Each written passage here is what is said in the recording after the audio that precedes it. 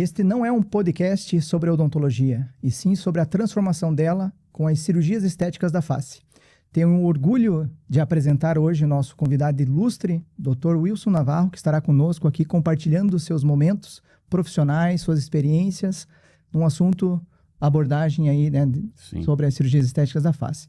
Dr. Wilson Navarro, né? Muito obrigado pelo convite, né, pela oportunidade. Acho que é um bate-papo, né, bem descontraído. Pelo menos foi essa a proposta, né? Sim, falarmos sobre odontologia estética, cirúrgica. É a nova paixão hoje, né, na odontologia, né? Que deu um ânimo agora para essa piazada que está saindo da universidade, né? E até profissionais, né? Tem um leque muito grande hoje para eles optarem. Sim, mais um, né? Mais um. E até para profissionais que querem se reinventar, né? Exatamente. Estava nessa mesmice a vida toda, né? Porque a odontologia, até os meus alunos, amigos e pacientes perguntam: como é que é, professor? Não está mais praticando odontologia? Eu falei: como assim? Você está fazendo cirurgias estéticas da face, mas é odontologia. Eu estou na odontologia. Mas assim, meu carro-chefe é implantodontia, reabilitação estética intraoral ainda, né? Sim. As cirurgias da face realmente é uma paixão, é um desafio, porque a gente, né, com muitos aí que começaram mais tempo, estão desbravando essa área, né, com muita responsabilidade. Nós estamos fazendo um curso de cirurgia bucomaxilofacial, eu com 38 anos, né, de formado, voltei a sentar como um aluno, né, nas cirurgias, né, de traumatologia, frequentar hospital, plantões, etc., para dar um pouquinho ainda mais, né, de apoio nessa área facial. Perfeito. Até gostaria de, para quem está nos ouvindo, né, conhecer um pouquinho mais a sua trajetória. Gostaria de fazer umas perguntas aí, né? Sim, fica à vontade. Desde o útero. Dr. Navarro é muito conhecido, né? Professor aí de implantodontia. Para gerações mais antigas, né? As atuais, nem tanto. E é um prazer enorme tê-lo conosco aqui sim. E também ter uma amizade contigo, né? Então, Ótimo. Uma pessoa que eu considero, né, como ser humano, acima do profissional. Sim. E sobre o profissional não tenho o que se dizer, né? Mas gostaria que você se apresentasse. É recíproco. Nos falasse um pouquinho sobre o que te levou a entrar na odontologia, lá nos primórdios, né? Quando então, você... Vamos lá para o útero, então.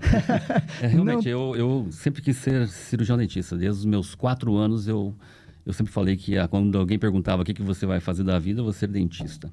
Existe uma motivação, como tudo na vida, né? Tem uma motivação. Eu sou tibagiano, cidade de Tibagi. E existia lá um professor, que era professor da minha mãe, cirurgião dentista, e ele tratava dos meus dentes nas férias. Eu lembro aquele cirurgião dentista daquela velha guarda, onde você chegava lá às 7 da manhã, era 8 e pouco, tinha 30 na recepção, né? E era por fila, então quem chegasse primeiro era atendido, né? E eu amanhecia lá às 6 horas, com estilingue no pescoço, sentado lá para ir pro mato caçar passarinho. Naquela época só tinha 2 coisas a fazer: chutar bola, jogar bolinha de gude ou caçar passarinho, né? Com cetra. E aí, então, tratavam dos dentes nas férias. E os filhos dele eram nossos amigos de infância, né? Hoje um deles é dentista. Então, quem me motivou realmente foi o Dr. José Tibagi de Mello, cirurgião dentista de Tibagi. Era uma referência, foi prefeito da cidade, hoje já falecido. E ali me motivou nessa área. Então, sempre busquei, estudei muito. Sabia que eu, saindo do interior, teria que estudar muito, né? Para me diferenciar e conseguir passar em uma Universidade Estadual de Ponta Grossa, muito concorrida, na época era 40 para 1, né? E reconhecida nacionalmente, né? Então eu comecei a estudar muito. Então, assim, eu sempre estudava bastante primeiro, segundo trimestre. O terceiro já tinha conseguido nota para passar, no terceiro eu relaxava e ia preparando material para as férias. Férias de 4 meses, né? Dia 2 de novembro já estava em Tibagi. Morava em Ponta Grossa, ia para Tibagi nas férias. E lá convivia com o cirurgião dentista, o Dr. José Tibagi, que me incentivou nessa área, não por um incentivo pessoal, né, mas pelo espelho, né, do profissional, exemplo, né, daquele profissional. E dentro da odontologia, qual foi sua primeira especialidade? Bom, eu me formei em Ponta Grossa e vim para Curitiba, né, fui trabalhar no Hospital do Exército. Né, então fui militar ali durante 5 anos e eu fui para a área de pé de prótese com o Gastão Nicolau, né, na BO. E ali ele estava trazendo a implantodontia da França, né? Isso em 89. Ele foi fazer um curso na França e lá ele começou a mostrar para a gente os primeiros implantes. Antogir, não? Não era Antogir. Eu não vou lembrar. A gente trabalhava bastante com IMZ na época, né? Que é da Interpor. Então, provavelmente era IMZ. Então, a primeira vez que eu tive contato com o implante foi com o Gastão. Aí surgiu em 90 um curso da Marileide Rechenbach na BO. Eu estava fazendo um curso de periprótese com ele, e a Marileide montou um curso teórico. Sabe aquele curso demonstrativo para apresentar só a disciplina? E eu me inscrevi, aí acabou o curso em 4 meses, eu perguntei para ela, e agora, professora Marileide, como é que a gente vai fazer implante? A gente participou de um curso teórico, né? Não precisamos ir para a prática. Falou, uma boa ideia, vamos montar um curso prático então, mas você é meu convidado. Aí ela me convidou para participar como um professor auxiliar, assistente.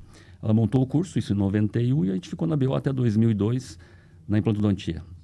Né? Aí surgiu o primeiro mestrado na área de implantodontia, que foi fazer na USFIC, né? Na Universidade Federal de Santa Catarina, em 2002. Mas sempre na implantodontia, né? Na reabilitação oral, como um todo, né? Desde o enxerto ósseo, enxerto gengival, implante, reabilitação, né? A parte protética. Então, fui para a implantodontia. E aí acompanhei, né, toda a evolução até hoje da implantodontia com os cursos de especializações que eu ministrei, cursos de cirurgias avançadas com enxertos ósseos, né, da face, para reabilitação com implantes. E foi em 2013, uma aluna foi para a Argentina, fez um curso de Botox. Né? É muito pouco falado ainda na odontologia. 2013. 2013, que é uma colega nossa hoje, que é a Daniela Scanagata. Então, ela trouxe para a gente as técnicas de Botox, não só para funcional como estética, e durante nossos cursos de especializações, ela administrava lá para a gente. Aí, o primeiro curso realmente na área direcionado para a estética facial, para a harmonização facial, foi na sua escola, lá no Lab, em 2015. O primeiro curso que eu fiz foi um curso de microagulhamento, intradermoterapia com plasma rico em fibrina, que é uma área que eu dominava, que era plaquetas na época, né? Desde 99 a gente fazia processamento e cursos, né, de coleta e processamento de agregados plaquetários. Aí foi o primeiro curso que eu fiz. Daí lá havia no programa preenchimento bucal, a Ângela, né? Fazia a doutora Ângela, sua irmã, né? A Tiburski, dava o curso de preenchimento bucal, fiz o curso com ela, labial. Aí tinha um curso de fios, me matriculei no curso de fios. E fui indo, falei, poxa, eu sou homem, né?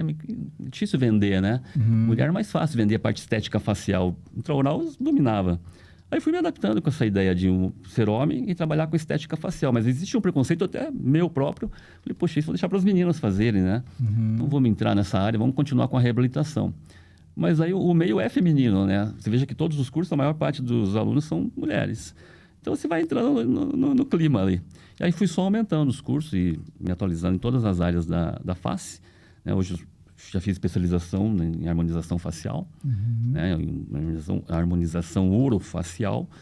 E aí partimos para as cirurgias da face. Como eu sou cirurgião, não tinha como eu ficar só colocando fio, preenchedor, bioestimulador. Né? A gente via que faltava algo ainda para entregar para os pacientes. Que não fosse uma abordagem mais profunda, mais cirúrgica, né? Em que momento você partiu para as cirurgias, né? Porque na harmonização a gente tinha já lipo de papada, bichectomia... Com a normatização das cirurgias da face em 2019. 2019. Isso. Então, assim, o CFO começou a normalizar, porque viu que abriu demais e a gente estava indo realmente para as cirurgias, todas as cirurgias da face. E aí eu comecei a fazer cursos nessa área cirúrgica da face. Qual que foi o primeiro curso? Foi com a Ângela lá em Joinville, um curso de lipo de papada. Lipo de papada. Lipo de papada. Aí também me convidou para fazer parte da equipe, fiquei lá como professor. E aí nós desenvolvemos as técnicas. Aí a gente foi aprimorando as técnicas. Não passou só a ser uma lipo simples, mas a gente começou a trabalhar no platisma, fazer platismoplastia. Abordamos o digástrico. A gente foi evoluindo a cada módulo dos cursos. Passamos para o lifting cervical, né, com fios, com remoção de pele, que era um tabu, cirurgião dentista não pode remover pele. A gente passou a remover pele, porque para onde vai pôr aquela pele? Ou a gente entrega um resultado de excelência, ou a gente não faz. Então, essas limitações que impunham para a gente não deixavam entregar um resultado completo. Então, passamos a abordar planos mais profundos. E aí fomos avançando, subindo para o platisma, SMAS, entrando no SMAS. E hoje a gente faz deep plane, né? Então, deep neck, deep plane, todas as cirurgias... que é o lifting mesmo, né? Lifting facial, é o facelift puro, né? E onde nós chegamos nesse momento, temos cursos nessa área, né? Que legal isso que você comentou, né? Começou com a lipoplastia, Sim. E aí começou a observar que os resultados em alguns pacientes não ficavam aquém, né? Da expectativa deles e até do profissional. Então, a gente vai abordando por necessidade estética e de resultado. Então, você vai evoluindo nas técnicas, né? E eu te conheço, eu sei que você é muito criterioso nessa questão científica, né? E aí vocês foram melhorando as técnicas, partindo para... Nos aperfeiçoando. Para platismoplastia, prodigástrico, né? Aprofundando e chegaram no Deep Plane. Hoje a gente está com um resultado de excelência. Né? Se a gente entrar na literatura, for falar de ciência, literatura, é o que se faz no mundo inteiro, em termos de técnica, de abordagem facial, é o que nós entregamos. E o resultado, então, rejuvenesce o paciente aí quantos anos? Uns 20 anos, pelo menos, tem o rejuvenescimento e tem o embelezamento, né? Tem as duas coisas. Exato. Então, a gente faz realmente a tração dos músculos, reposicionamento muscular e da própria gordura. Hoje a gente lipa muito pouco, né? A gordura tem células-tronco, a gente aproveita para regeneração e mesmo para reposicionar a face do paciente. Enxertos, e reposicionar a própria gordura do paciente, né? Então, a gente aproveita toda essa gordura na regeneração tecidual. Tanto como na face como microagulhamento, intradermoterapia, como preenchimento. Né? O melhor preenchidor do mundo hoje é gordura, né? É do próprio paciente, tem células mesenquimais indiferenciadas, e, além de regenerar, preenche. E com um grau de durabilidade, de manutenção altíssimo, assim, hoje, pelas técnicas de processamento da gordura. Né? Que legal você contar essa história, né? Dizendo, olha, eu já estava bem estabelecido na implantodontia, já tinha o reconhecimento profissional, já estava... já era uma referência, né? Não foi pelo financeiro que você entrou nessa área. Você entrou nessa foi por paixão. Por paixão. O meu carro-chefe é implante e reabilitação. Esse é por paixão mesmo. Porque a gente, como eu te falei, a gente está desenvolvendo as técnicas. A partir do momento que a gente se propôs a entrar nessa área, que é um tabu, né? Mas é uma área da odontologia desde que eu nasci, 1966, pronto, já contei a minha idade. Então, assim, é uma área da odontologia, nós é que não assumimos essa área. Então, assim, houve uma resistência muito grande da sociedade em relação a isso. Até taxado de não médicos, nós somos. E nós não somos médicos mesmo. A gente respeita a medicina, né? Na manutenção da vida, na preservar a vida do paciente. Né? Então, assim, eu acho que cada um tem a sua área de atuação e nós respeitamos a nossa. Né? Que é a face, que a gente aprende desde o primeiro dia de aula de anatomia, lá na odontologia, a face. Então, a gente não sai da face. A medicina estuda o corpo todo. Depois, o médico, o cirurgião geral, o cirurgião plástico vai abordar a face numa pós-graduação. Então, a gente, se for ver em termos de horas de estudo, nós, como especialista em implantodontia, mestre em implantodontia, especialista em ROF e hoje bucomaxilofacial, a gente tem as mesmas horas que o médico, né, ele executa lá nas suas pós-graduações para fazer uma cirurgia de face. Né? Então, assim, é uma desmistificação, a gente tem que provar isso. Então, a gente entrou nessa área para produzir os casos, carece de publicações na literatura de odontologia. Como que nós vamos publicar uma coisa que é um ato médico, né? Primeiro que não é, mas não assim... né? Então, a gente ficou um pouco encabulado em relação às publicações. Hoje, a gente produz trabalho para publicar, né? Para encharcar aí a ciência aí de casos clínicos, resultados ao longo do tempo, multicêntrico, para provar que a odontologia é capaz, que a cirurgião dentista é capaz e que apresenta um resultado satisfatório, né? Sim. Dentro das regras aí esse contexto abordagem né, clínica da nossa área, né? É muito importante essa questão que você levantou, né? De outra classe, né? Sim. Porque a ciência, ela está ali para servir a humanidade. Disponível para todas as classes. Exatamente, né? Internet né? E eu sei que, inclusive, você ministra cursos para médicos também, profissionais, exato. Né? Cirurgiões bucomaxilofaciais, médicos, né? Nessa área de estética facial. Né? E aí eu fico me perguntando, você falando, né? Comecei lá com a mesoterapia, foi indo e chegou agora no Deep Plane, que, ao meu ver, é a cereja do bolo, né? Na verdade, não é a cereja, né? Não é? Não é, porque, veja, é uma cirurgia avançada, né? Não é só a cereja, né? A cirurgia da face. Eu falo... ela é grande como um todo, né? Aborda planos, né? Da face dérmico, né? Do planos da gordura, do SMAS. A gente tem vasos, artérias, né? Nervos sensitivos e motores. Né? Então, não é só a cereja do bolo. A cereja do bolo é aquilo que eu te falei, o embelezamento depois. com a gordura, né? Que se vai reposicionar. Com outras tecnologias, outras com terapias. o rejuvenescimento, realmente com a regeneração tecidual, com a gordura do paciente, né? Então, essa seria a cereja do bolo. E gostaria de te perguntar qual que é a cirurgia que você acha, né? Acho que já sei a resposta, você já Sim. adiantou. Mais avançada, seria o Deep Plane? Não é. É a cervicoplastia. A cervicoplastia. A cervicoplastia.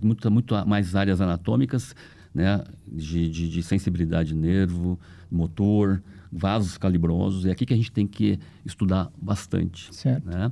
A gente tem vários nervos que são motores na face e que é um nervinho só que inerva uma área grande da face. Então, a anatomia é fundamental, né, para você poder abordar as cirurgias da face. Primeiro, a gente ensina a anatomia, ensina intercorrências e complicações. Depois que a gente vai abordar as técnicas cirúrgicas. Primeiro, você tem que saber tratar a complicação, ver o campo que você está trabalhando, os riscos que você tem, para depois você se aprofundar. É bem interessante essa visão, né? Tinha um pouquinho diferente essa visão, mas Sim, concordo contigo. Assim como na harmonização, nós começamos com os injetáveis, né? Sim, lá sim. nos primórdios, 2011, eu me recordo que foi a primeira vez que eu olhei para essa área. Falava-se da toxina botulínica. Sim. Depois surgiu, na sequência, os preenchedores. E aí, os bioestimuladores até mais recente, 2018, a gente começou a utilizar, né? Sem te cortar, na época era funcional a toxina, né? Sim. Só que o objetivo não podia falar em estética ainda, de jeito nenhum. Apesar que funcional... Sim, não pode. Né? A gente sabe hoje que não é o caminho certo para tratar uma disfunção da ETM, né? Bruxismo, né? Trazendo essa realidade, Navarro, para dentro das cirurgias estéticas da face, onde nós já vimos começado com lip lift, que eu considero uma cirurgia... assim, com remoção de pele, uma cirurgia que se você errar, não tem volta, né? Esteticamente falando para o paciente. A lipo de papada, a bichectomia. Agora que o conselho já sinalizou sobre a resolução e já é uma realidade, é as cirurgias estéticas da face, qual que é a tua visão, né? Nós vamos parar aonde com as cirurgias? Porque, né, a blefaroplastia, a cervicoplastia, o lift...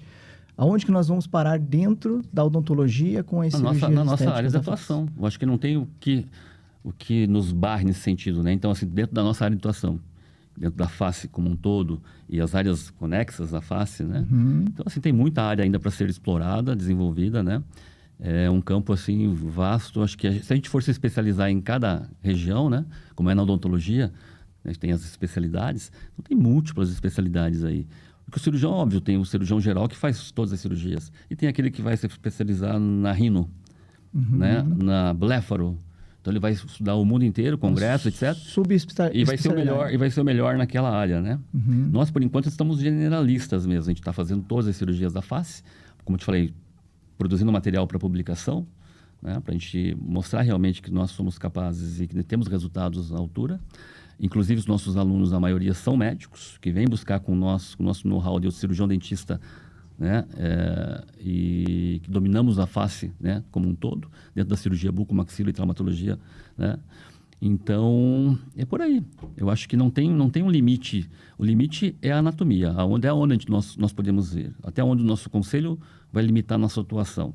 Ele vai limitar por um tempo, nós vamos conquistando, e eles vão ter que ir atualizando essas normas, né? Hoje nós temos aqui em Curitiba, sei lá, em termos de universidades de odontologia, faculdades, temos muita faculdade de odontologia. Mais de 10. Nós sabemos que nem todas formam cirurgiões dentistas, assim como na medicina, com condições de sair fazendo cirurgias da face. Então, ela não pode ser uma disciplina da graduação nesse momento. Ela tem que ser realmente uma especialidade, que tem que seguir um caminho dentro das áreas, né? Da harmonização orofacial, né? E aí ele seguir esse caminho da cirurgia bucomaxilofacial, né? A gente tem que ter uma experiência de odontologia também, né? Como cirurgião dentista. É importante, né? É lógico, né? Então, talvez tenha que ter essa limitação. Não sei como que vão fazer para resolver isso daí. Deixa eu fazer uma outra pergunta, porque tudo que você está contextualizando aqui vai me abrindo janelas aqui e a vontade de encher você de perguntas aí. Até acredito que teremos outras conversas, né, em futuros... Focar em cada assunto, talvez. Podcasts aí.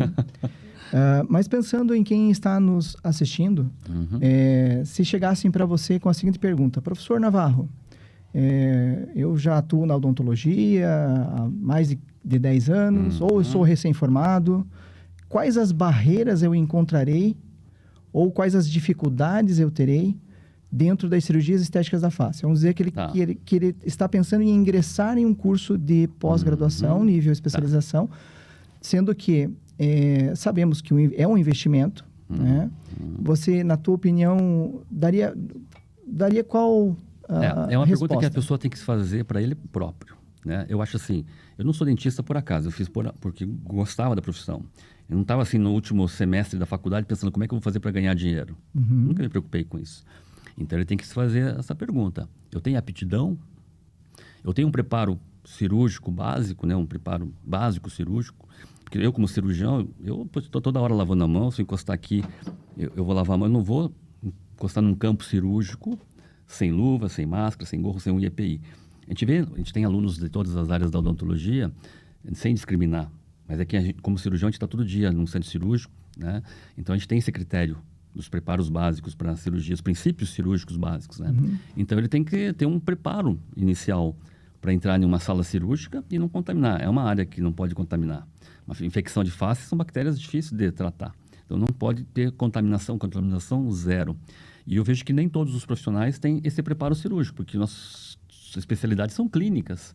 Você coloca uma luva que pega da caixinha de luva, é um procedimento clínico. Uma cirurgia tem que ser, né, a lavagem de mãos, o EPI, todo o preparo, e saber calçar uma luva e tomar cuidado aonde você vai colocar a mão durante uma cirurgia. Então, essas são duas barreiras. A aptidão, ele tem que gostar, tá? Saber que ele vai enfrentar, e quando você entra numa área dessa, você tem que enfrentar várias situações de risco, de tratamento de complicações, de expectativa dos pacientes que são muito altas na face, que você tem que entregar aquilo que você oferece, você não pode vender pelo Instagram. Cada paciente tem um resultado. Então, você tem que saber oferecer isso para o paciente com responsabilidade, né? Aquilo que ele precisa realmente. Porque tem pacientes que chegam até a gente para fazer alguns procedimentos cirúrgicos que não precisam de nada. A gente não vai conseguir entregar resultados. Né? Não vai conseguir, é muito pouco. E aí as exigências são grandes, as expectativas são grandes. Então, primeira coisa, tem que ser ético. Ético. Não pensar no financeiro. Por isso que eu digo, no começo, quando a gente sai da faculdade, a gente precisa pensar no financeiro. Tem que montar um consultório, né? Vai casar, ter filhos e tal. Mas é um momento que você não pode pensar no financeiro. Não deve ser o principal, né? Por isso que eu digo, não é a entrada na odontologia, né? Porque o nível de exigência dos pacientes é muito alto. O nível de competição entre os profissionais também é muito alto, né? Então, é isso aí. Eu acho que ele tem que pensar, saber onde vai pisar, ter aptidão, gostar e saber que ele está entrando nesse campo, né? Ele tem que gostar e estudar muito, dia e noite. Tá. Na sua opinião, seria válido, então, de repente, ao invés de já entrar numa especialidade, fazer algum curso livre? Sim, exatamente. Tem muitos cursos. Hoje tem opção, né? Muitas opções aí. Eu tenho visto que o colega cirurgião dentista sai da universidade e vai fazer ROF. Então, poxa, é uma boa opção. Harmonização orofacial. Ele já está entrando dentro de um campo de atuação. Lá ele vai desenvolver as aptidões dele, se é cirúrgico ou não, se é só de embelezamento, fio, preenchidor, bioestimulador, ou se ele vai querer fazer a reestruturação do paciente óssea, implantes, né? Implantes que a gente faz na face para melhorar o suporte e sustentação da pele, da gordura, para harmonizar o paciente, ou se ele vai para as cirurgias, né, de face, cirurgias mesmo, né? Cervicoplastia, a blefaro, a rino, a oto e o facelift, né? Então, é lá dentro da ROF que ele vai se identificar. Se ele vai conseguir abordar, porque é um campo sem volta, porque o paciente vai querer sempre mais. Se eu for para cirurgias da face, hoje, por exemplo, eu não consigo fazer uma cérvica se eu não fizer um facelift. Eu olho para o paciente, puxa, mas e daí? E a blefaro? O castanhares, o supercílio? Eu fiz o pescoço, agora eu fiz a face, daí eu olho para o paciente, um olho envelhecido, o nariz, a pontinha caída, o lábio fino. Cara, a gente vai cada vez avançando mais. Então, a gente acaba indo para todas as áreas cirúrgicas. Óbvio que eu sei que no meu futuro eu vou ter que escolher uma delas e ficar em uma só delas, que é a pescoço e face, cérvico e facelift, que é realmente a minha paixão. Faço rino, mas não é a área que eu quero atuar.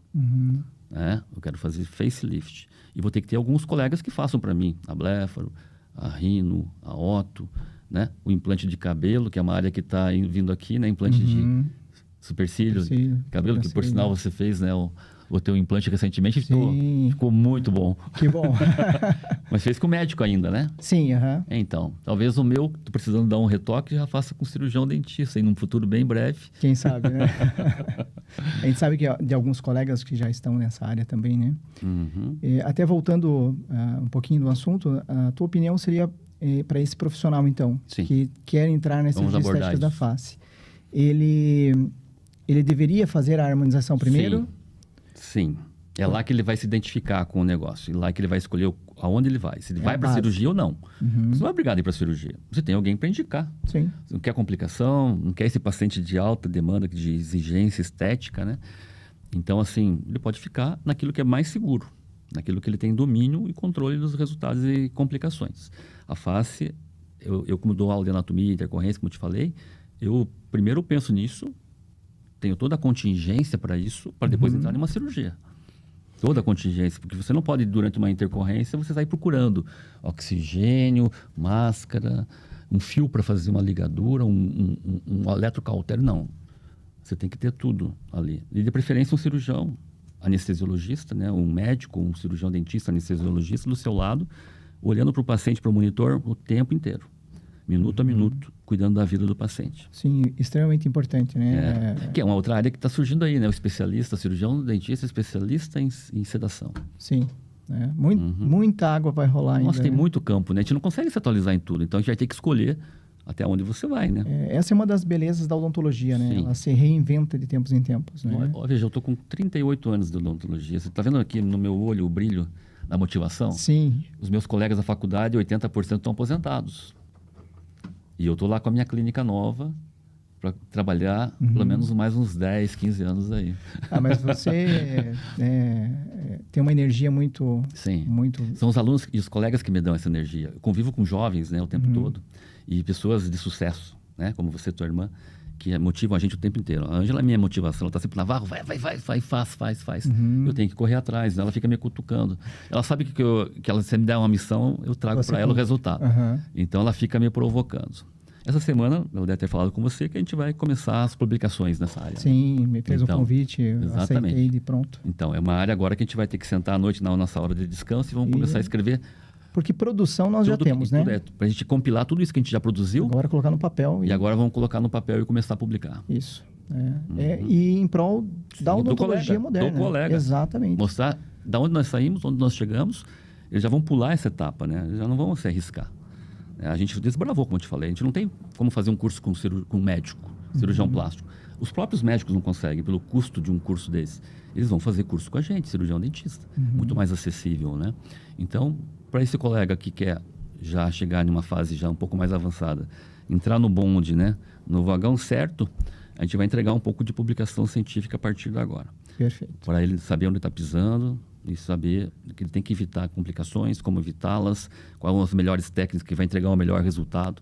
Então, nosso papel de professor é esse, né? É facilitar a vida, como se fosse um filho, né? Sim. A gente vem na frente para facilitar a vida deles. Então, a gente está aqui para facilitar. Para orientar, né? Esse é na essência da palavra, ser professor. Sim. A gente transmite todo o conhecimento que a gente rala, investe, porque a gente paga para ser professor. A gente investe para ensinar os alunos. Assim como acertamos, erramos, né? Sim. E corrigimos. A gente mostra os erros e os acertos. Exato, para que ele não erre também. Exatamente. Né? Então, é um fantástico. Exatamente. E voltando na mesma pergunta, porque quem quer entrar direto nas cirurgias estéticas da face, fazendo um curso livre, por qual curso você indicaria que ele iniciasse? Nas cirurgias da face? Exato. Eu acho que ele teria que entrar pela intradermoterapia, que não é uma cirurgia, mas trabalhar com fibrina, com plasma rico em fibrina. Né? Começar trabalhando na derme, preparando o campo dele em termos de regeneração. Foi aonde eu entrei. Né? Você perde um pouco o medo de uma anestesia facial, você vai descobrir os pontos de anestesia, você vai ver que você pode entrar dentro do subcutâneo em alguns lugares e outros não. Então, você vai começar a estudar anatomia ali. E depois você vai aprofundando. Né? Mas assim, como você falou, quer começar? Comece pela lipo de papada. Lipo de papada. Comece por baixo, tirando esse peso de pescoço do paciente. Ele vai entrar no subcutâneo, a gordura é subcutânea, ele vai enxergar o platisma. Né? Lá, talvez, no final de um curso, ele vai acessar um digástrico, vai acessar as jugulares, né? Tem os nervos cervicais que estão ali, que são sensitivos, tem os nervos faciais que são motores, então ele vai saber aonde ele está pisando. Então, assim, eu acho que seria como uma pergunta inicial, né? Por onde? Pela lipo de papada. Legal. Uma outra questão, né? A gente convive com muitos profissionais, muitos professores, colegas que fazem já as cirurgias estéticas da face. E aí, por estar nesse meio, nos parece muitas vezes que a odontologia já conhece as cirurgias estéticas da face. Mas eu mudei essa impressão quando eu estive agora recentemente no congresso, né, em São Paulo, conversando com os colegas, e alguns me questionaram, mas o que é essa nova especialidade? O que são essas cirurgias estéticas? Por que o cirurgião dentista está atuando nessa área? Né? Na tua opinião, como você responderia a esse colega? Né? Ou ao que se deve? O que falta na odontologia para que os colegas entendam melhor essa... Faz parte do contexto da minha anterior resposta, né? Para ele chegar na face, ele tem que estar já no meio. Por isso que eu falei, ROF. Entra na ROF que ele vai ver por que ele vai ter que ir para a face. Porque o paciente vem no nosso consultório fazer fios todo ano.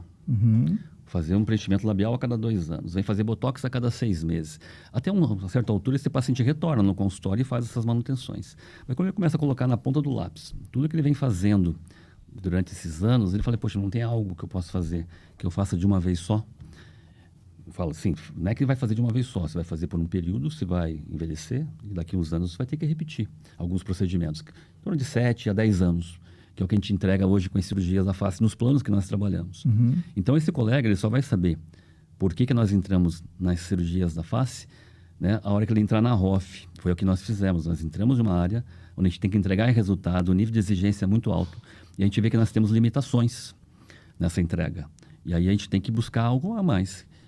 Que, como você falou, não é a cereja do bolo, mas é o que realmente vai mudar, vai reestruturar. Porque um fio puxa, ele suspende, mas ele vai cair de volta. Quando a gente entra nos planos profundos, não. A gente reposiciona o músculo, estrutura o músculo e depois acomoda a pele. E ela vai ficar lá. Ela não vai despencar de novo, porque a parte estrutural está ali. Então, a resposta é essa aí. Ele tem que entrar no meio para ele entender o porquê que nós temos essa paixão por cirurgias estéticas da face. Eu não nasci cirurgião estético da face, né? Eu comecei lá embaixo na ROF e a gente foi aprimorando, evoluindo, e foi avançando e sentindo a necessidade de melhorar nossos resultados. Então, é uma curva de aprendizado e aí você vai seguindo dentro dela. Não é assim, começo pelas cirurgias da face. Você me perguntou, se for para começar, primeiro para a ROF e depois pela lipo de papada, cervicoplastia. E aí vai subindo. Aí ele vai ter necessidade de ir para o nariz, ele vai fazer os cursos da rino, tinha necessidade de ir para bléfaro, né? Para lift de temporal, para oto, e aí ele vai adquirindo conhecimento a cada passo. Ótimo, ótimo. Como eu falei, várias perguntas aqui surgem, né, enquanto você conversa sobre. Uma delas agora focada para o próprio paciente, né? A gente ouve muito o paciente perguntando e também respondendo já aos colegas que querem entrar nessa área. Hoje, um lifting facial, né, deep plane. Sim. Quanto tempo de efeito nós teremos aí? Eu sempre brinco, né, com pacientes. Tem vários planos, várias abordagens. O deep plane é o que te dá, né, um resultado mais duradouro.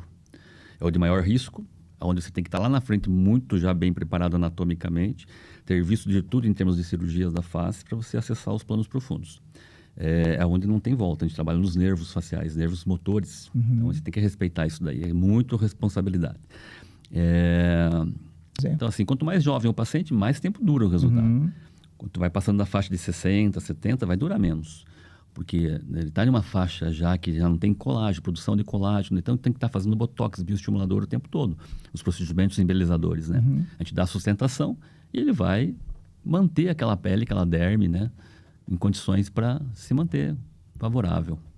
Então, pacientes acima de 60 anos, vamos dizer. Quanto tempo vai durar? 7 anos, 7 a 10 anos. Um bom tempo, né? Vai. O deep plane. Fazendo também o uso de outras terapias em conjunto. Porque tem outros tratamentos, como tipo aplicaturas, né? As aplicaturas, quando a gente amarra e ancora simplesmente o SMAS. Quando a gente corta, faz esmasectomia, remove uma faixa do SMAS, entra nos ligamentos, solta esses ligamentos do jaws, marionete, bigode chinês, e você traciona e leva ele lá em cima em sutura, e fixa lá, é outra coisa. Né? Então, esse é o mais avançado e mais duradouro realmente, que é esse tempo que eu te falei aí de 7 a 10 anos.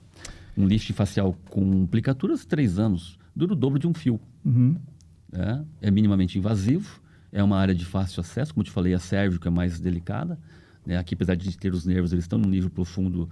O cirurgião que faz aplicaturas não vai acessar esse plano profundo, ele vai ficar no SMAS, acima do SMAS, no plano da gordura, né? Com muito menos riscos, né?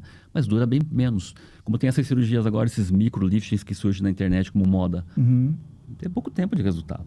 Você não aborda os planos profundos. Sim. É para aquele momento, para um paciente jovem que quer um pouquinho de elevação do olhar, um pedezinho de galinha, mas isso aí vai com 2 anos, 3 anos, você vai ter que repetir. A importância do paciente procurar profissionais que saibam e entendam. Entregar aquilo que ele precisa. Exatamente. O que vai te trazer resultado, né? É que assim, como é um mercado, né? Vamos falar agora em mercado, né? Muita gente pensa assim como mercado. O paciente vem atrás, ele tem aquilo para vender. Eu penso diferente. Eu penso na entregar resultado. Então, o paciente que me procura é jovem, não tem nada para fazer. Não tem como entregar um resultado. Vou fazer uma cicatriz nele, deixar uma cicatriz, uma fibrose, uma aderência. Então, assim, você tem que ter um momento certo para abordar, para entregar o resultado. E dar valor para aquele procedimento, senão não tem valor. O valor está no resultado. Né? Então, assim, vai entregar muito menos. Né? Então, esse negócio de mercadológico, de vender, né? Que é um termo muito comum, isso, vou vender, vende na internet, pega uma equipe para vender. Nessa área não pode ser assim. Sim. Não pode ser assim. Veja, a gente tem que ter um Instagram orgânico, com os seus pacientes, com os seus alunos, pessoas do seu meio. Não gente do mundo inteiro que está ali, né, de curioso e não traz nada de resultado para você. Tá. Muito bem. E me gerou agora uma curiosidade, né? Você que há muito tempo se estabeleceu como implantodontista, como seus pacientes te veem hoje ofertando esses outros procedimentos estéticos? Então, eu só atendo os meus pacientes. Eu não trabalho com divulgação para o público geral. Eu só atendo os meus pacientes que me procuram, que confiam no meu trabalho, que me seguem há tantos anos, né? Paciente de 30 e poucos anos. Esses pacientes que eu atuo na harmonização facial dentro das cirurgias estéticas da face. Eu não vendo para um público geral. Mesmo porque não há uma valorização. O paciente que está comigo há tanto tempo me valoriza. Você está comigo, retorna na odontologia, ele confia. Né? Eu não tenho que provar nada para ele. Né? Sim. Esses que confiam e realizam, né? Sim. É óbvio que quem convive com esse paciente percebe que ele mudou, melhorou. Exatamente. Né? Você tocou num ponto bem importante. Eu, como reabilitador, há 37 anos, implante, faço enxerto gengival, enxerto ósseo, implante, a reabilitação. Faço a reabilitação estética, as lentes de contatos, né? E o paciente não conta para ninguém que fez implante. Por melhor que fique, por mais natural, seja implante 1 a 1, ele passa o fiozinho dental, é estético, ele não conta para ninguém. Ao contrário, se ficar feio, ruim, né? Aí todo mundo vai saber, porque daí ele vai esculachar com aquele coitado do profissional. Então, eles não contam que não tem aquele elemento dental, que perderam um dente. Ou múltiplos, ou todos, né? Aqueles pacientes que usam PT, próteses totais, dentaduras, chapa, né? Falando para um público em geral, eles não contam para ninguém que ele fez implante. Então, eles só indicam a família. O cônjuge, um filho, um parente mais próximo que viu todo o processo. Na cirurgia da estética, não. Você faz para um paciente seu que te segue há tanto tempo, ele tem uma aparência derretida, uma ptose facial. Dali 2 dias ele volta com uma faixa, com tape, já gera uma certa curiosidade. Dali 10 dias ele tira aquele tape e o pessoal fala,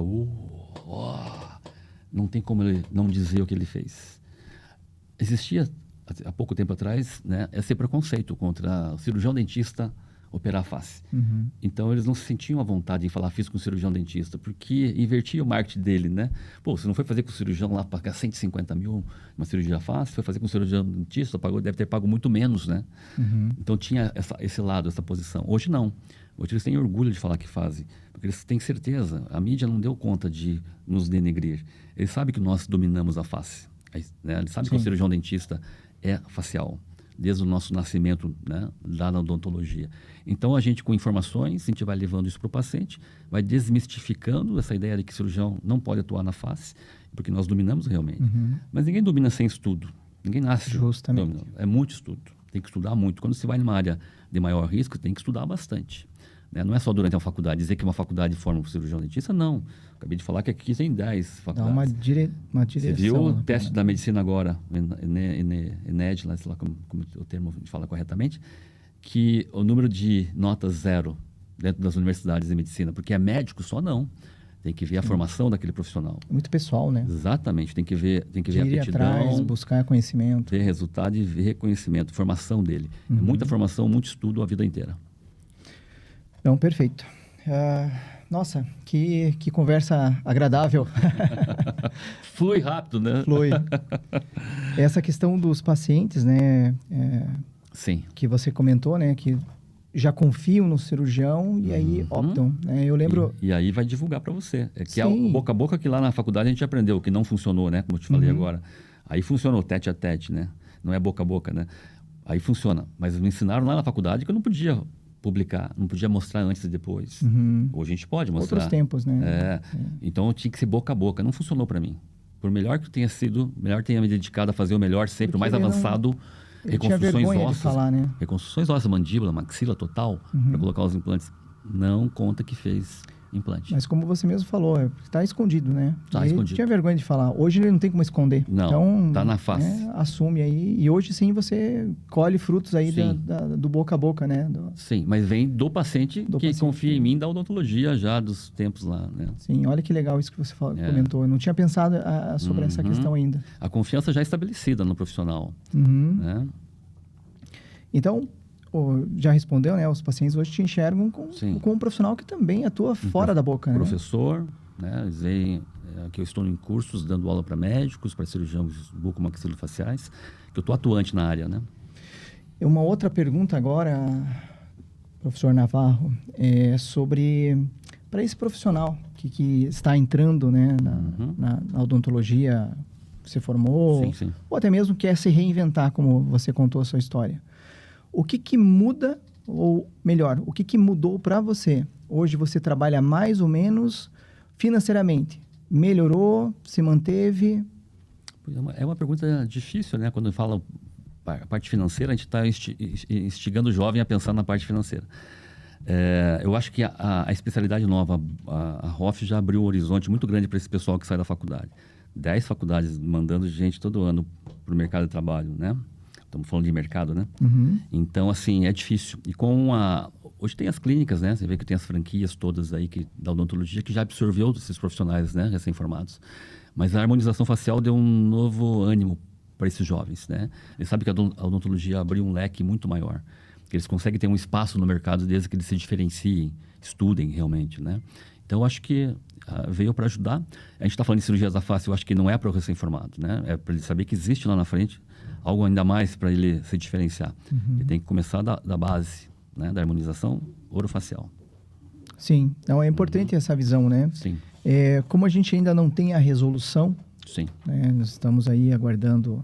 Tivemos o pronunciamento, que haverá a especialidade. Que a resolução é uma normatização da coisa que já existe, né? É só dizer até onde a gente pode ir, quantas horas nós temos que... Isso, a carga horária do curso. Exatamente, porque a nossa profissão já nos permite, né? Sim. A nossa lei lá de 5.081 de 1966 já nos dá o direito de atuar na face. Então, essa nova especialidade vem para delimitar quantas horas, né? Se você tem que ser buco, se você tem que ter pelo menos o curso de ROF, ou você já pode sair de uma faculdade e fazer. Né? Exato. Sobre essa questão é isso que vai acontecer. Né? Porque os ambientes já estão estabelecidos pela RDC nova da Anvisa, 1002. Então, a gente sabe que para fazer qualquer procedimento tem que ter esse espaço preparado para aquele procedimento. Tá. Porque, veja bem, eu trabalhei bastante em hospital. Reconstruções ósseas de crista ilíaca, calota, quadril, né? Para reconstruções faciais. Eu tinha que estar num ambiente hospitalar. Com o advento lá dos transplantes ósseos, né, os bancos de ossos, a gente tirou o paciente do hospital e passou a operar no consultório. Tem que ter um preparo, uma sala preparada para isso. Então, a gente já vem preparado lá de trás. Na harmonização facial, a mesma coisa. Você vai fazer cirurgia, você tem que preparar o teu ambiente. Você tem que preparar o teu ambiente para operar cirurgia da face. Mas levar o paciente para o hospital, que eu ainda discordo, não sei como é que vai ser normatizado isso daí. Tá? A gente tem que tirar o paciente do hospital. É óbvio que uma cirurgia ortognática, um Lefort e tal, acho que faz jus a um hospital. Sim. Eu acho que as cirurgias da face, a gente tem um centro cirúrgico odontológico, um bloco cirúrgico odontológico, nós podemos operar na nossa clínica com segurança. Não precisa ser dentro de um hospital. Isso encarece para o paciente. Quando a gente trata da harmonização facial e cirurgias estéticas da face na odontologia, a gente está facilitando para esse público. Sim, que não tem acesso. Que não tem acesso. Uma cirurgia, até poucos dias, era 150 mil. Então, a gente dá o acesso nos próprios cursos, né, que nós ministramos. Agora, se fala em eu levar para um hospital, não é todo colega que vai conseguir pagar um curso dentro de um hospital. Não é todo paciente que vai conseguir pagar o custo de um hospital. Então, nós temos que preparar as nossas salas cirúrgicas dentro do nosso ambiente e manter o paciente lá. Esse é o meu parecer em relação a isso. Sim, e essa nova RDC que você comentou, né, 1002, Sim. ela veio para nos proteger. Exatamente. Segurança jurídica e para a vigilância. A vigilância... E proteger o paciente também. Ela não conversa entre dois municípios, como a cidade metropolitana Curitiba. A vigilância de um município é igual a outra, cobra coisas diferentes. Agora não. Agora tem uma Anvisa que falou, do cirurgião dentista você vai cobrar isso, do médico você vai cobrar aquilo. São coisas diferentes, ambientes diferentes. Então existia uma confusão muito grande. A gente viu por aí, desculpe, mas Polícia Civil, Ministério Público, Vigilância e Conselho de Medicina entrando em consultórios odontológicos, levando médicos e dentistas para a cadeia, por estar atuando fora da área deles. Por ignorância de lei. Né? De lei. Aí você tem que pegar um advogado e mostrar, ó, nós temos uma Anvisa, nós temos uma lei que nos permite, o médico também tem que mostrar essa lei para poder trabalhar. Hoje nós pelo menos já estamos um pouco mais adiantados com essas normas da Anvisa em relação à odontologia. Os ambientes que nós podemos atuar, né?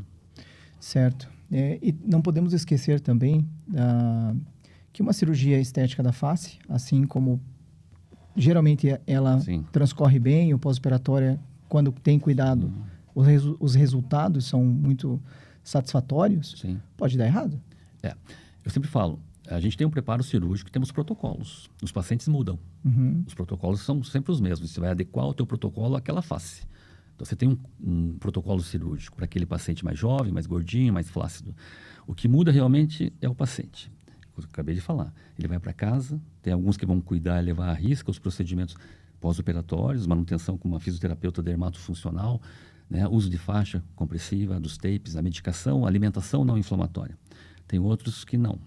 Eles saem da cirurgia, nós temos um compromisso muito grande de entregar resultado, independente dele cuidar ou não, o resultado é nosso, né? A gente tem que entregar aquele resultado. Então, a minha preocupação hoje está em preparar o paciente. Preparar ele para ele saber que é uma cirurgia de risco, ele tem riscos. E junto com essas cirurgias nós temos necroses, nós temos fibroses, aderências, edemas, hematomas, infecções, paralisias faciais e infecções odontológicas que matam, né? Edema não, hematoma não mata ninguém. Sangramento, se você não coibir, mata. Mas o paciente que inchado, com edema, com hematoma, não, se drena, lava, limpa e tal. Mas se o paciente usa a faixa, usa o tape, faz a fisioterapia, ele não vai ter hematoma, edema, aderência e fibrose. Então, hoje a gente tem o problema de preparar esse paciente. E nem todos seguem a risca. A gente faz os consentimentos, o paciente passa por todo um pré-operatório, a gente passa as orientações pós-operatórias, mas a gente não vai para casa com ele. É o fisioterapeuta que vai cuidar dele no dia a dia. E muitas vezes ele não vai nas sessões do fisioterapeuta. Fala que vai e não vai. Mas a gente tem esse acompanhamento. Eu ligo todo dia para o meu paciente.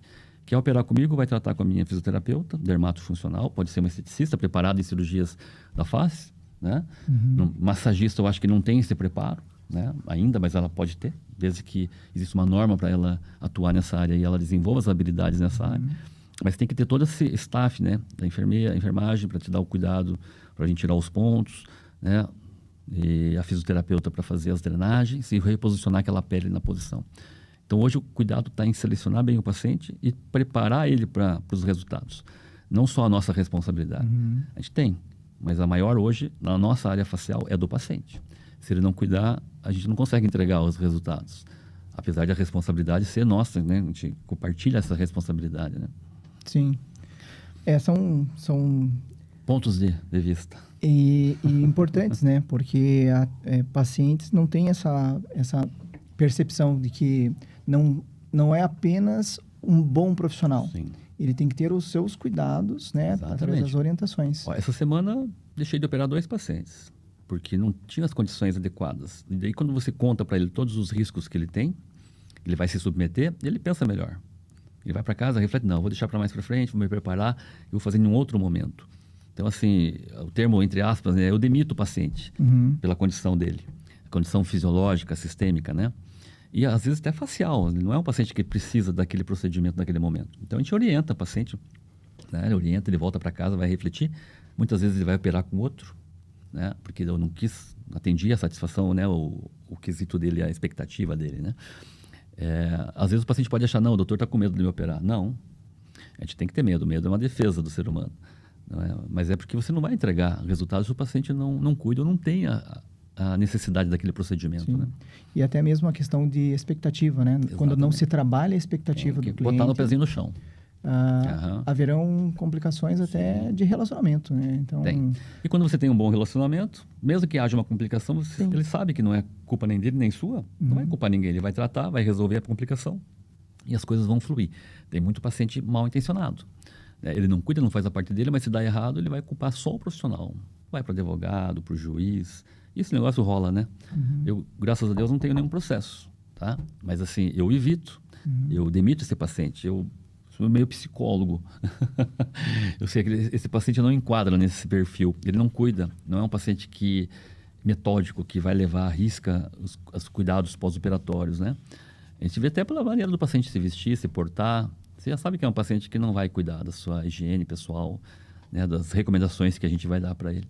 Então tem que ter um psicólogo do lado para observar isso no paciente, para ver se ele está indicado para entrar no programa ou não. esse é um ponto importantíssimo. Porque que você senão você levantou aborda agora. um paciente que não tem o perfil para te dar o resultado.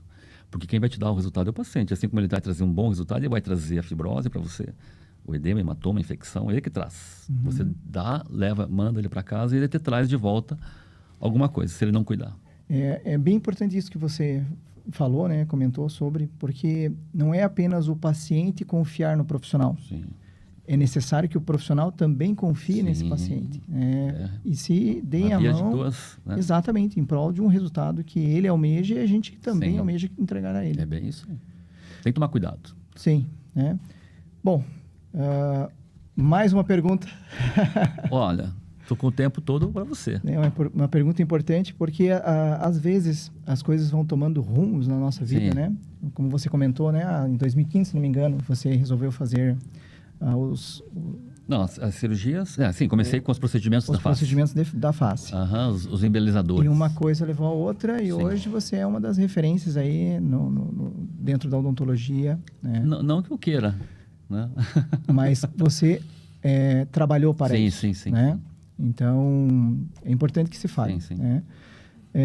Eu imagino que você nunca tenha pensado lá no passado que estaria aqui hoje, né? Trabalhando com essa área enfim. O que você diria para aquele menino de 4 anos, né? Que almejava ser dentista? O que você poderia falar para ele, se você voltasse no tempo, o que você diria para ele dentro da tua jornada? Eu diria primeiro para o pai dele, né? Não interfira nas vontades do seu filho. Porque eu, como pai, né? Eu também gostaria que os meus filhos seguissem a minha profissão. Não tenho nenhum filho cirurgião dentista, nem médico, né? Nessa área de saúde. Eu deixei eles seguirem a área que eles gostam. Eu não acredito muito na aptidão. Eu acredito no desenvolvimento de habilidades, hoje em dia, né? Desenvolvimento das habilidades. A aptidão é uma coisa muito particular. Eu fui premiado com isso. Mas a gente vê numa sala de aula de uma faculdade de odontologia, nem todos têm. Aí dá um pouco mais de trabalho para você criar essas habilidades deles. Desenvolver.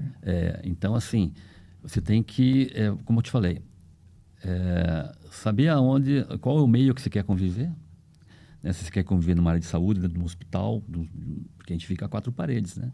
Ou se quer trabalhar com o público ou na rua. Eu tenho um filho que é agrônomo, viaja o tempo todo, está em fazenda, no campo. A vida que ele pediu para Deus, desde os 3, 4 anos de idade. Mas foi a vontade dele. Ele queria ser caminhoneiro. Falei, filho do céu, você vai ser jardineiro, pedreiro, caminhoneiro. Eu vou te dar educação, vou pagar melhor colégios para você, a melhor universidade, uma faculdade dentro de uma universidade. Depois você vai ser o que você quiser, dentro das suas áreas que você escolheu. Então, a gente serve mais como um orientador. Mas a gente sabe que, às vezes, os filhos ouvem mais gente de fora. Então, como isso, vou dar meu parecer, né? Como um pai de fora, né? Então, assim, você tem que olhar pela sua aptidão, em primeiro lugar, né? Aí vamos entrar no tal do mercado. O mercado pode estar saturadíssimo. Você pode se destacar nesse mercado saturado e ser o melhor, e ter o seu consultório cheio, todos os pacientes, né, divulgando o seu trabalho, desde que você seja o melhor naquilo que você escolheu seguir. Então, não importa o que você seja, o que você escolha, mas seja o melhor. Né? Esse é o recado. Legal. É para refletir mesmo. Sim. Bom, e a última pergunta. Antes da saideira. Da saideira. Como que você enxerga as cirurgias estéticas, né? Essa nova especialidade, o mercado, cara, nos próximos 10 anos? Cara, se nós não tivéssemos sido atrapalhados pela mídia, a grande mídia, vamos falar em grande mídia, pega mal, né? Eu não sou nem de esquerda nem de direita, vamos dizer assim, né? A grande mídia, quando acontece um fato, né? Porque a medicina sabe que a gente tem uma margem de erro na medicina, mas a mídia não dá tanto valor para isso. Perder um paciente no centro cirúrgico, na medicina, passou por muito tempo sendo comum. Na odontologia, não. Isso é um tabu, né? Como é que vai ter uma complicação ou até um paciente morrer por causa de um procedimento odontológico? Eu sempre falo para o meu paciente, para ele não ficar assustado, ele não morre de um procedimento odontológico, ele morre do mesma coisa que ele ia morrer ou no consultório ou numa padaria. A gente só acelerou. O paciente pode ter um infarto, um AVC, um derrame, uma embolia, uma cadeira odontológica, se você não tomar as medidas adequadas, o tempo cirúrgico, o preparo pré-cirúrgico. Né? Então, isso pode acontecer. Se eles não tivessem atrapalhado, né, a gente estaria hoje muito mais avançado. Né? Se a gente não fosse não médicos, né, como tentaram taxar a gente de não médicos, hoje nós estaríamos muito mais avançados. A gente se recolheu, se fechou, a gente foi para os nossos cursos, fomos trabalhar, né, em silêncio, produzir os nossos casos, né, evoluir nas nossas técnicas, para hoje sentar qualquer cirurgião plástico como aluno nosso dentro da escola. A gente tem muitos cirurgiões plásticos gabaritados, que vão lá para ver o que esses loucos, esses dentistas estão fazendo, que eles estão conseguindo esse resultado tão maravilhoso. E dentro de um consultório odontológico. A gente trabalha no hospital, que tem que ter uma enfermagem, um centro cirúrgico, uma UTI, todo um staff e uma estrutura caríssima para a gente poder fazer uma oto, uma blefaro, uma rino. E esses caras aí estão lá fazendo tudo, né? Então, assim, eles vão atrás da gente para ver. Mas não é que sejam, como se diz assim, imprudentes ou destemidos, né? É porque a gente trabalha na área cirúrgica há muito tempo e conhece a face. Então, para nós é muito simples. Você me perguntou lá atrás, o que você acha desse facelift? Você acha difícil? Eu não acho difícil. Eu acho muito fácil, desde que a gente domine a anatomia. Eu saiba tratar as complicações, as intercorrências, tenho toda uma contingência para trabalhar com isso. Aí, para mim, fica muito fácil. Eu trabalhei a vida inteira numa boca através de um espelho refletido, num lugar úmido, escuro, né, onde a minha cabeça não entra lá dentro. Tem que olhar para o reflexo. Hoje eu descolo uma face olhando para o nervo. Diretamente. Eu sei onde está o nervo. Eu sei exatamente onde ele passa, porque a variação é muito pequena, mas a gente tem essa margem. Porque hoje é visual, a gente sabe identificar o que é um nervo, uma artéria, uma veia, um músculo, um ligamento. O que é uma gordura, uma pele ou é um esmaz. Se é um músculo ou é um esmaz. A gente consegue ver. Óbvio que com o tempo de trabalho você vai desenvolver essas habilidades. Até então vai ter que ter um professor, um preceptor, te olho dizendo, estudando, estuda isso, vê assim, assim, assim. Pega da mão, assusta, tem que assustar. O medo é uma defesa nossa. Eu opero até hoje, tenho frio na barriga, tenho adrenalina, eu tremo às vezes, não tremo, mas assim, eu sinto um friozinho na barriga. Eu tenho que me concentrar, fazer uma oração num cantinho, para me concentrar, para focar naquele procedimento.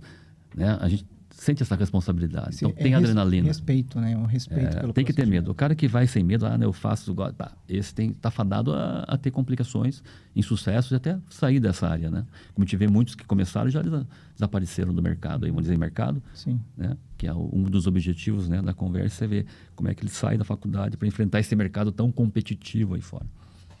É sendo o melhor. Sim. Então, fica um recado aí para você, profissional. É isso aí. Vocês aí que estão começando aí. Que seja o melhor profissional que você possa ser, buscando conhecimento, cursos, porque eu sempre digo assim, preceptores. Como eu tive bastante turmas de especialização de endodontia, cirurgias avançadas, eu sempre via aquela turma homogênea, né? E tinha aquele melhor aluno, o mais inteligente, e aquele outro que estava começando, inseguro, mas que eu via que ele estava sempre do meu lado, me acompanhando. Minha mulher costuma falar Navarrete, né? Estudando pela biblioteca, pegando livro, pedindo para mim livros, orientações, artigos. Esses se saem depois, no final de um curso, os melhores alunos, que são os mais estudiosos. Como eu te falei, desenvolve aptidão, estuda, me acompanha, me segue. Aquele que já sabe tudo, que é inteligentão, termina o curso ficando lá para trás. A gente tem que ter humildade para poder aprender, né? Eu estou aqui com 38 anos de formado, estou aprendendo muito. E aprendo com os alunos, né? Cada curso que tem, cada turma eu aprendo um pouquinho mais. Cada paciente que está sendo operado. A gente troca conhecimento o tempo todo, o tempo inteiro. Então, a gente está estudando, ensinando aquilo que a gente armazenou de conhecimento e pegando alguma coisa do jovem lá. Né? Então, é isso aí, a vida é assim. A gente está sempre junto, trocando conhecimento. Fantástico, fantástico. Olha... Que bom. Que prazer conversar aí sobre... Pena que não é sexta-feira, né? Senão nós ia para o barzinho tomar um chopp ali agora. Para falar mais sobre ainda o assunto. Então, né? porque um vinhozinho a gente toma todo dia, toda noite, uma taçazinha, né, de vinho. Mas uma cervejinha eu deixo só para sexta-feira. Então, combinado a próxima sexta-feira. Com certeza. Muito bem, muito obrigado. Por quando precisar. Convite, né? Não, eu que agradeço, né? A gente sabe, né, do seu preparo. Como eu te falei, todos os cursos de harmonização eu fiz na tua escola. Então, eu confiei em você. Todos os cursos da harmonização que eu faço hoje, eu fui lá na Lulab fazer, né? Obrigado. Eu estou fazendo a minha especialização em cirurgias e traumatologia bucomaxilofacial e cirurgias estéticas da face aonde? Na Lulab. Eu fui dar aula onde? Com a sua irmã, que foi minha professora na Lulab. Então, nós estamos juntos há muito tempo, né, nessa área aí. Então, um se espelha no outro. Sim. Você que fala, porque eu sou mais antigo e tal, mas eu porque você é um piá motivador, arrojado, e que abriu as cirurgias da face para a gente aqui em Curitiba. Não existiam os cursos de harmonização facial. A primeiro curso de bucomaxilofacial, associado às cirurgias da face, que eu tenho conhecimento no Paraná, que está no Brasil, é você. Por você ter esse ímpeto, né, essa coisa de inconformismo, né, de não ficar parado e buscar e trazer e pregar o conhecimento e trazer junto, né, as pessoas de você. Todo mundo que eu sei gosta muito de você. Muito obrigado. Nossa, então. Ficou lisonjeado aí pelas suas palavras, né? Considero muito a sua então, pessoa. E estamos juntos. Isso aí. Estamos numa nova fase da nossa vida, juntos, com esse boom que vai dar de cirurgias estéticas da face. Com certeza. Com as nossas publicações aí. Exatamente. Agora com as publicações ainda para... Exatamente. Eu diria que as publicações serão a cereja do bolo, então. Exatamente. Mostrar tudo aquilo que a gente já fez e as propostas que a gente tem para o futuro aí. Sim. Com os novos achados aí que a gente vai ter que ter. Porque nenhuma pesquisa, nenhuma publicação é definitiva, conclusiva, né? Nós vamos mostrar o que a gente colheu até agora. Mas amanhã já vai ter coisa diferente. Ano que vem, mês que vem. Lá nos nossos cursos, todo módulo, a gente acrescenta alguma coisa diferente. Nunca é o mesmo curso, né? As nossas pesquisas, os nossos artigos vão ficar obsoletos. Daqui 2 anos já é clássico. Por isso é importante não pararmos de publicar também. Exatamente. Produzir casos para isso, né? Exatamente. Produzir casos bons, não só intercorrência. Né? Sim. E se houver intercorrência, a gente também... Porque nós vamos mostrar todas. Isso. Perfeito. Muito obrigado, então, novamente. Eu que agradeço. Pela conversa, pelo bate-papo. Toda a equipe aí, né? E vocês que estão nos assistindo e que vão nos assistir ao longo do tempo, né? No YouTube, Instagram, etc. Que fique registrado aí nossos depoimentos aí. E é isso aí, então, né? Sabemos que não estamos aqui falando sobre a odontologia em si, mas os reflexos, né? Das cirurgias estéticas dentro da odontologia. Nosso foco aí é trazer esse conhecimento para vocês. Boa tarde. Até a próxima. Até a próxima.